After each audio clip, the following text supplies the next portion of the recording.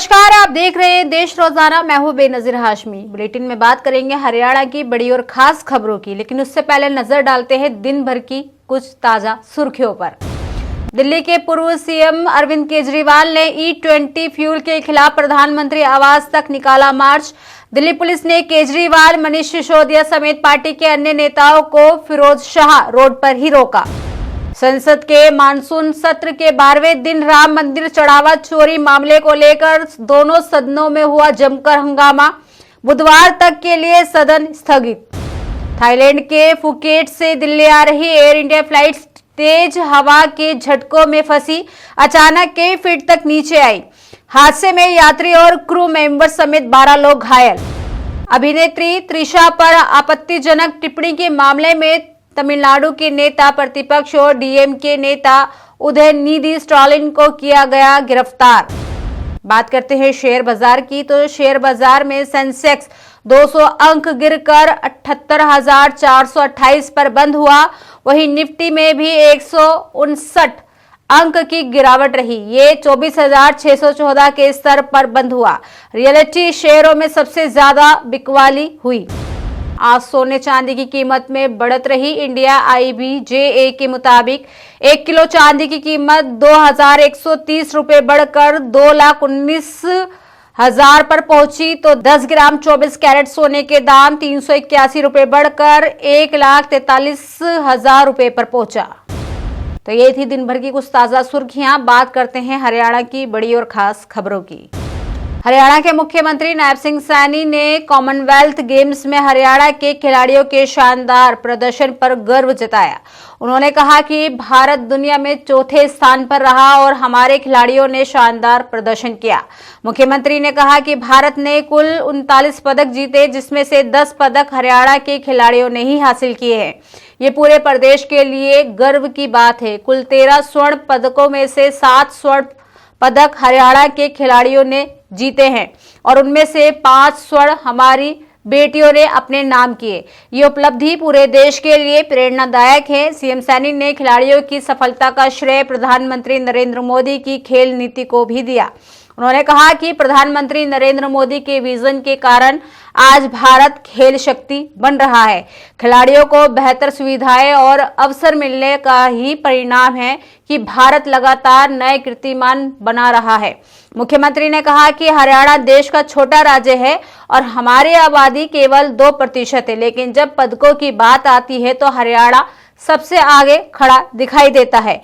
देश के कुल पदकों में से लगभग 25% पदक हरियाणा के खिलाड़ियों ने ही जीते हैं। ये राज्य की खेल नीति और खिलाड़ियों की मेहनत का ही नतीजा है। साथ ही सीएम ने कहा कि हरियाणा सरकार खिलाड़ियों को हर संभव सुविधाएं उपलब्ध करा रही है। कॉमनवेल्थ में पदक जीतने वाले खिलाड़ियों का सम्मान समारोह आयोजित किया जाएगा। हमारी खेल नीति ही खिलाड़ियों को आगे बढ़ाने का सबसे बड़ा आधार बनी है। खिलाड़ियों को रोजगार और प्रोत्साहन देने की नीति का सकारात्मक असर दिखाई दे रहा है। वहीं मुख्यमंत्री नायब सिंह सैनी आज गुरुग्राम के 1 दिवसीय दौरे पर रहेंगे। इस दौरान मुख्यमंत्री 2 बेहद महत्वपूर्ण और ऐतिहासिक कार्यक्रमों में मुख्य अतिथि के रूप में शिरकत कर उनके आगमन को भी लेकर जिला प्रशासन और पार्टी कार्यकर्ताओं ने सभी तैयारियां पूरी कर ली हैं। सीएम सैनी ने अपने निर्धारित कार्यक्रम के अनुसार पहले भारतीय जनता पार्टी के जिला कार्यालय गुरुकमल पहुंचेंगे। यहां वे पार्टी के शीर्ष पदाधिकारी और कार्यकर्ताओं के साथ आयोजित होने वाली संकल्प बैठक की अध्यक्षता करेंगे। आगामी राजनीतिक और संगठनात्मक एजेंडे को लेकर होने वाली इस बैठक में मुख्यमंत्री कार्यकर्ताओं को नई ऊर्जा के साथ जनता के बीच जाने का संकल्प दिखाएंगे। संकल्प बैठक के बाद मुख्यमंत्री संत शिरोमणि गुरु रविदास महाराज की 650वीं जयंती के पावन उपलक्ष्य में निकाली जा रही पवित्र कलश यात्रा को विधिवत रूप से हरी झंडी दिखाकर रवाना करेंगे। ये पवित्र कलश यात्रा हरियाणा के सभी 27 संगठनात्मक जिलों से होकर गुजरेगी। आपको बताते चले कि मुख्यमंत्री के इस दौरे को लेकर सुरक्षा के कड़े इंतजाम किए गए हैं। हरियाणा पर्यटन निगम के कर्मचारियों ने अपनी लंबित मांगों को लेकर सरकार के खिलाफ आंदोलन तेज करने की चेतावनी दी है। पंचकुला में आयोजित धरने के दौरान कर्मचारियों ने सरकार से लंबे समय से कार्यरत कच्चे कर्मचारियों को नियमित करने समेत अन्य मांगों का जल्द समाधान करने की मांग की है। कर्मचारियों ने कहा है कि वे कई साल से हरियाणा पर्यटन निगम में सेवाएं दे रहे हैं, लेकिन इसके बावजूद उन्हें स्थायी नहीं किया जा रहा। इससे कर्मचारियों में भारी नाराजगी है। कर्मचारियों का आरोप है कि सरकार की ओर से उनकी मांगों को लगातार नजरअंदाज किया जा रहा है। कर्मचारियों ने स्पष्ट किया है कि यदि उनकी मांगों पर जल्द सकारात्मक निर्णय नहीं लिया गया तो आंदोलन और तेज किया जाएगा। इसी कड़ी में 9 अगस्त को पर्यटन मंत्री के आवास के बाहर धरना प्रदर्शन का ऐलान किया गया है। कर्मचारियों का कहना है कि सरकार उनकी समस्याओं का जल्द समाधान करे और कई वर्षों से कार्यरत कच्चे कर्मचारियों को नियमित करने की प्रक्रिया शुरू करे। कर्मचारियों ने यह भी चेतावनी दी है कि मांगे पूरी नहीं होने की स्थिति में आने वाले दिनों में आंदोलन को और व्यापक किया जाएगा। हिमाचल प्रदेश पुलिस ने चिट्ठा नशा तस्करी पर बड़ी कार्रवाई करते हुए पुलिस ने करीब 6 करोड़ की चिट्ठा सहित एक युवक को गिरफ्तार किया है। आरोपी की पहचान हरियाणा के अंबाला जिले के नारायणगढ़ निवासी 22 वर्षीय विजय कुमार के रूप में हुई है।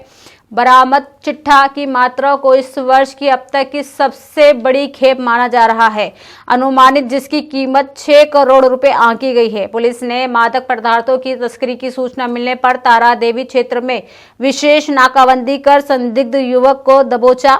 इस संबंध में पुलिस ने मामला दर्ज कर लिया है और आरोपी को न्यायालय में पेश कर पुलिस रिमांड हासिल करने की प्रक्रिया अपनाई जा रही है। प्रारंभिक जांच में पुलिस का मानना है कि इतनी बड़ी मात्रा में चिट्ठा किसी संगठित तस्करी नेटवर्क का हिस्सा हो सकता है। जांच एजेंसियां ये पता लगाने में लगी हुई हैं कि चिट्ठा कहां से आया, इसकी आपूर्ति किसे की जानी थी और इस पूरे नेटवर्क में कौन कौन लोग शामिल है। पुलिस आरोपी के संपर्कों और मोबाइल फोन और वित्तीय लेन देन की भी गहन जांच कर रही है। तो ये थी दिन भर की ताजा सुर्खियों के साथ हरियाणा की बड़ी और खास खबरें।